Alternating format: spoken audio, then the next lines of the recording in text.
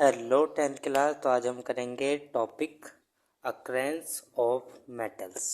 ठीक है, occurrence of metal का मीनिंग क्या है कि किस तरह से मेटल्स हमारे एनवायरनमेंट के अंदर पाए जाते हैं या फिर एग्जिस्ट करते हैं। ठीक है, ये class 10th chapter number 3 metal and non metal, ठीक है, उसका टॉपिक है। The earth crust is the major source of metal. तो जो हमारी अर्थ क्रस्ट है क्या है, बहुत ही ज़्यादा क्या है, स्रोत है किसका, मेटल्स का।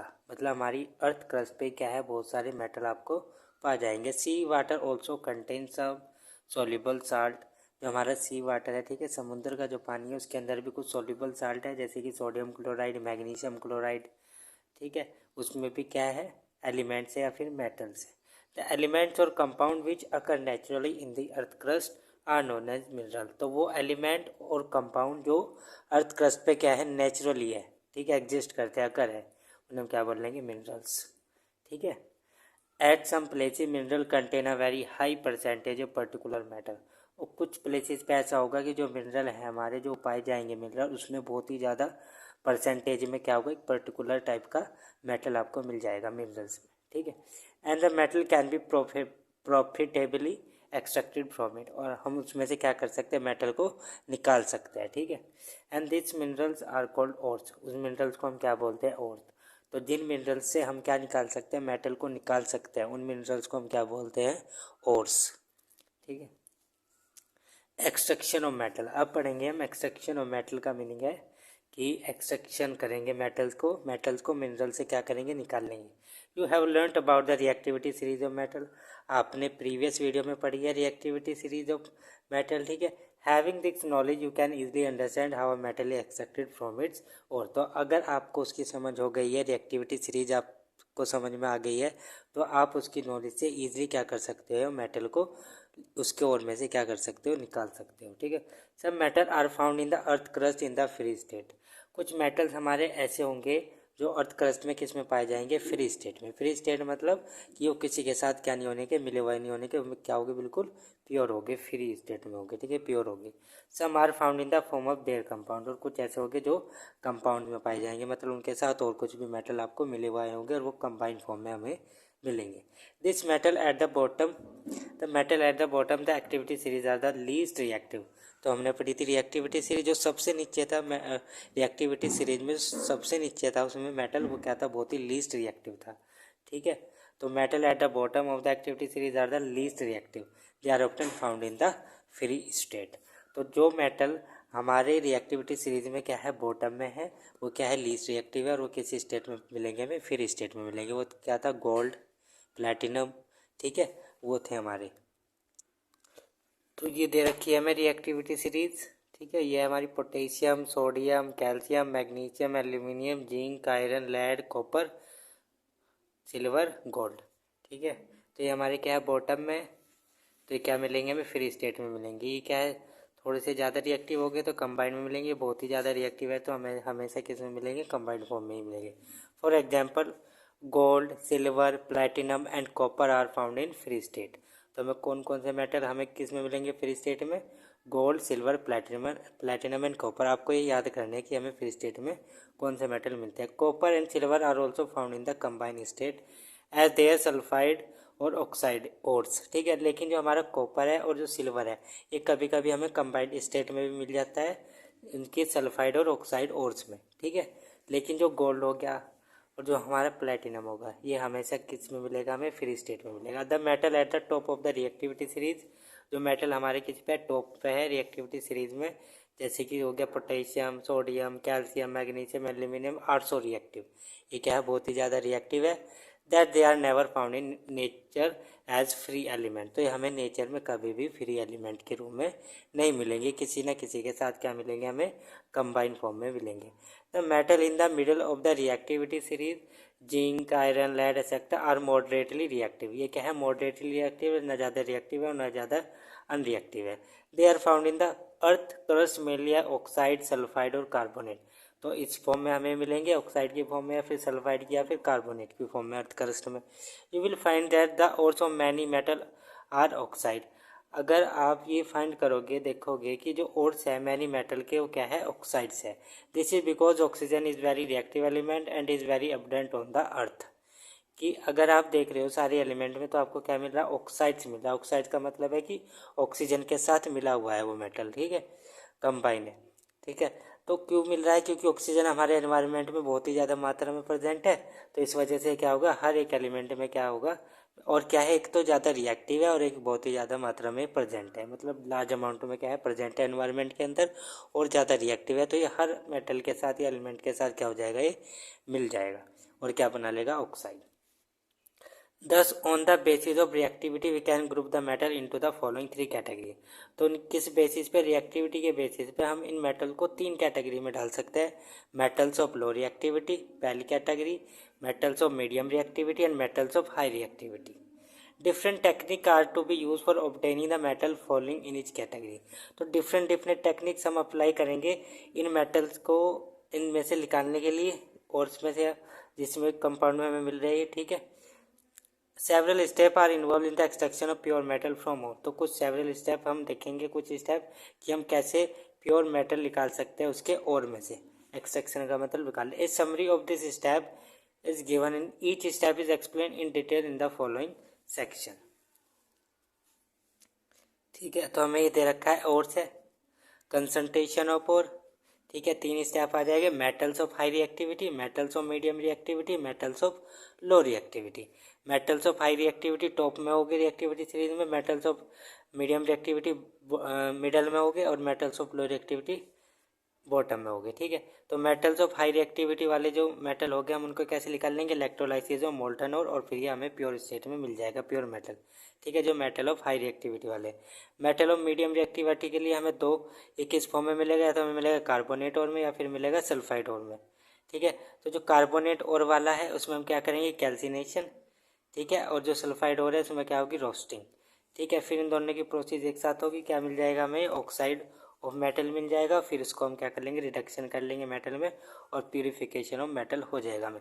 ये पूरी प्रोसेस अब हम अभी पढ़ेंगे हम नेक्स्ट सेक्शन में, ठीक है।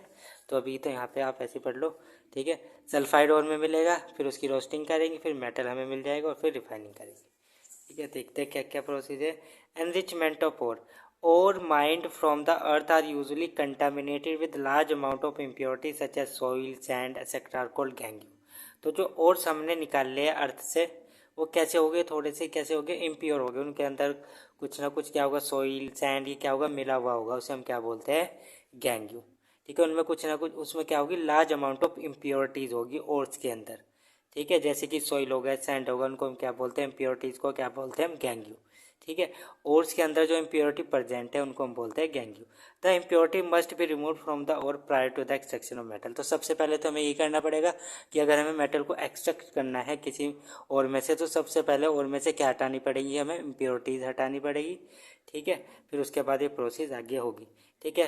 तो remove from the prior to the extraction of metal. तो इम्प्योरिटी हमें सबसे पहले हटानी पड़ेगी एक्सट्रैक्शन ऑफ मेटल करने से पहले।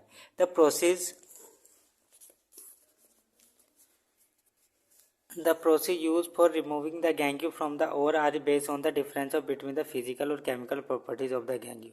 तो जो हम प्रोसेस अप्लाई करेंगे गैंग्यू को निकालने के लिए ओर में से, तो किस बेसिस पे करेंगे,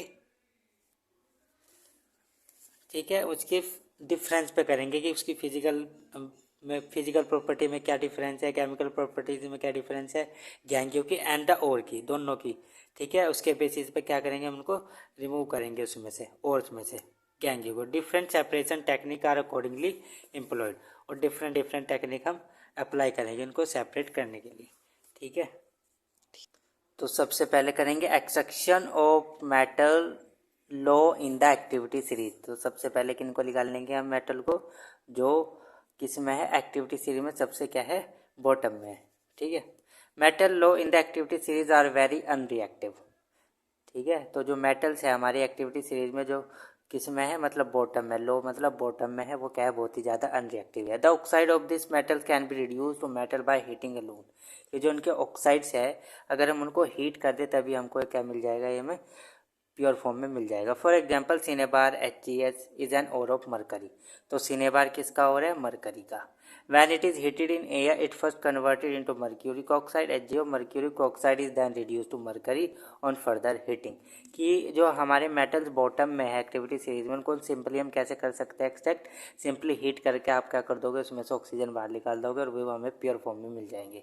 ठीक है, जैसे कि HCH+O2, इसमें क्या करोगे आप? हीट करोगे तो क्या बन जाएगा? मर्क्यूरिक ऑक्साइड और सल्फर डाइऑक्साइड।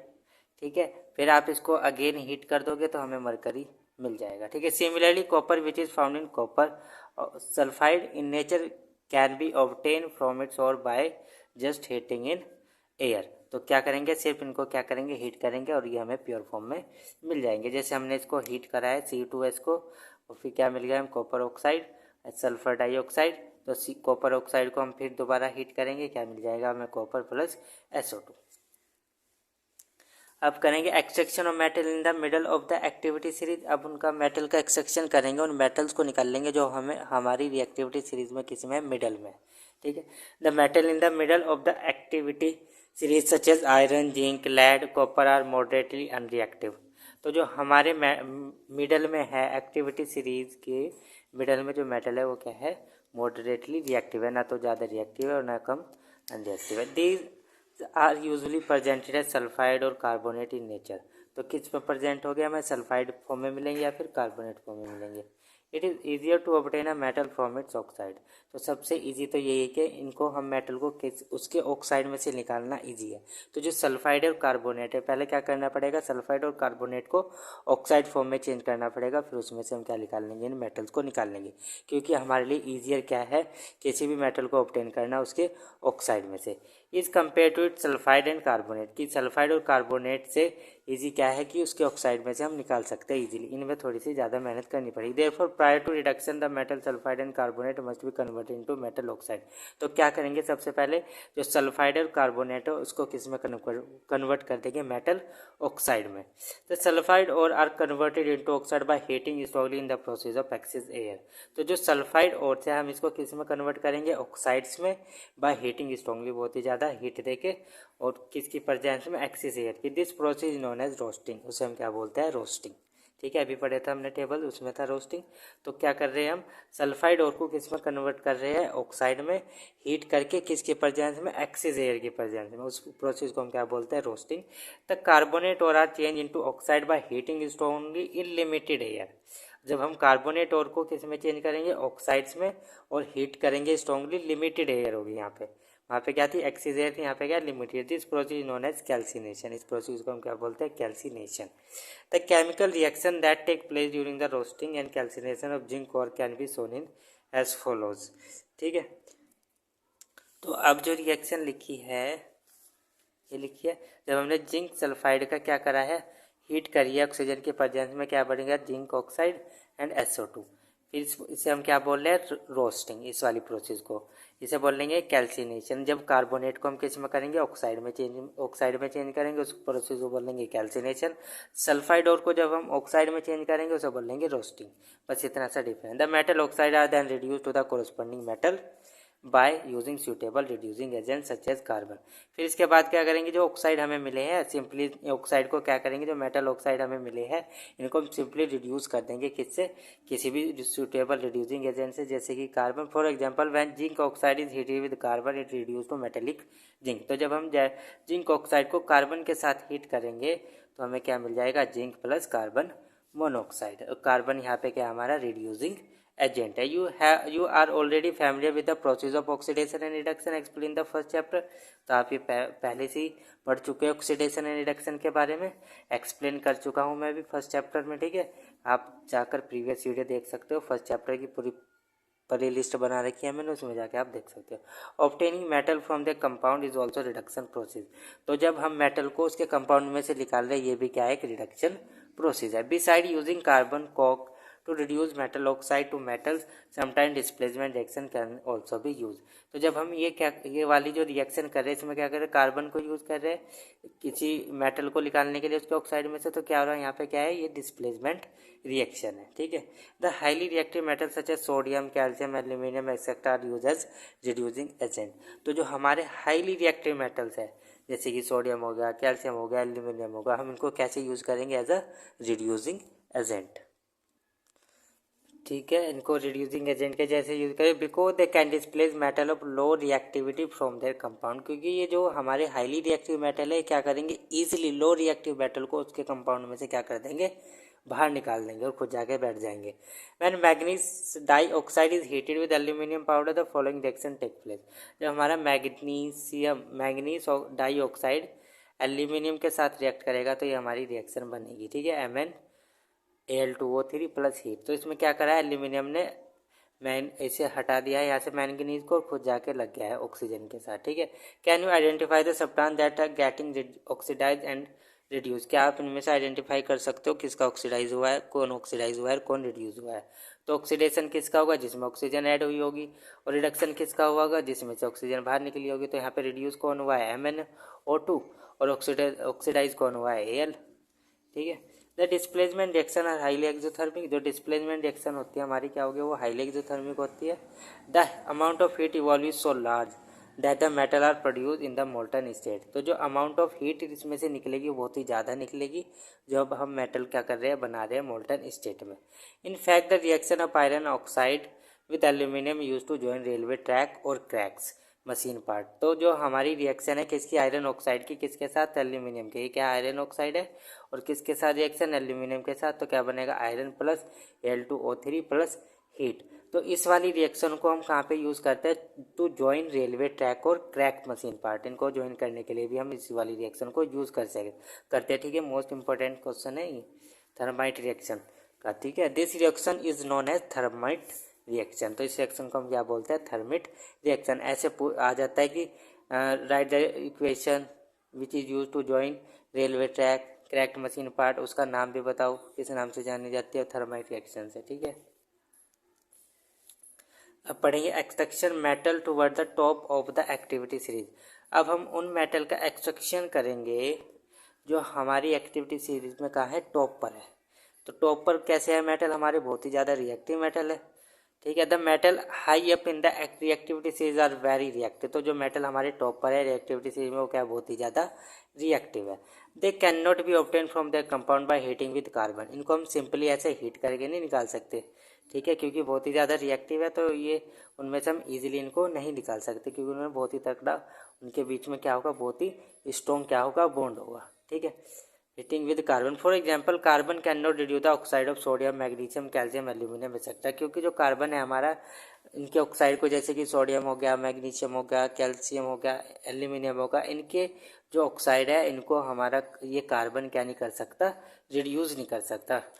ठीक है, this is because this metal have more affinity for oxygen than carbon. क्योंकि इनके पास क्या है, ज़्यादा एफिनिटी है कि ऑक्सीजन के साथ कंबाइन रहे देन कार्बन से, क्योंकि ऑक्सीजन और इन मेटल के बीच में ज़्यादा स्ट्रॉन्ग बॉन्ड है देन कार्बन से। ठीक है, this metals are obtain by electrolytic reduction. तो इन मेटल्स को हम कैसे ऑब्टेन करेंगे, इलेक्ट्रोलिटिक रिडक्शन करके। For example sodium, magnesium and calcium are obtain by the electrolysis of their molten chloride. Sodium और मैग्नीशियम और कैल्शियम को हम कैसे ऑब्टेन करेंगे, इलेक्ट्रोलाइसिस करेंगे इनकी मोल्टन क्लोराइड फॉर्म को। The metal are deposit at the cathode negatively charge electrode. तो वो मेटल जो डिपॉजिट होगी किस पे, कैथोड पे। ठीक है, नेगेटिवली चार्ज इलेक्ट्रोड होगी। Where the chlorine is liberated at the anode. और हमारी क्लोरीन कहाँ पे लिबरेट होगी, एनोड पे, जो कि क्या है, पॉजिटिवली चार्ज इलेक्ट्रोड है, और कैथोड क्या है, नेगेटिवली चार्ज इलेक्ट्रोड है। और हमारे मेटल्स पे क्या होता है, पॉजिटिव चार्ज। तो पॉजिटिव और नेगेटिव चार्ज एक दूसरे के अट्रैक्ट करेंगे, इसलिए जो मेटल है वो कैथोड पर जाएंगे, और क्लोरीन पे होगा नेगेटिव चार्ज तो हो जाएगा एनोड पे, क्योंकि एनोड पे क्या होता है, पॉजिटिव चार्ज, और क्लोरीन पे होगा नेगेटिव चार्ज, तो एक दूसरे को अट्रैक्ट करेंगे इस तरह से। ठीक है, at cathode Na positive plus electron Na2Cl negative, यह एनोड पर होगी रिएक्शन। ये भी आ जाता है, लिखो कैथोड की रिएक्शन लिखो, एनोड की रिएक्शन लिखो, इसमें क्या होगा। Similarly aluminium is obtain by the electrolytic reduction of aluminium oxide. इस तरह से हम इसको भी निकाल सकते हैं इलेक्ट्रोलाइटिक प्रोसेस से, एल्यूमिनियम ऑक्साइड में से एल्यूमिनियम को भी ऑब्टेन कर सकते हैं हम। ठीक है, refining of metal, the metal produce by various reduction process describe how are not very pure.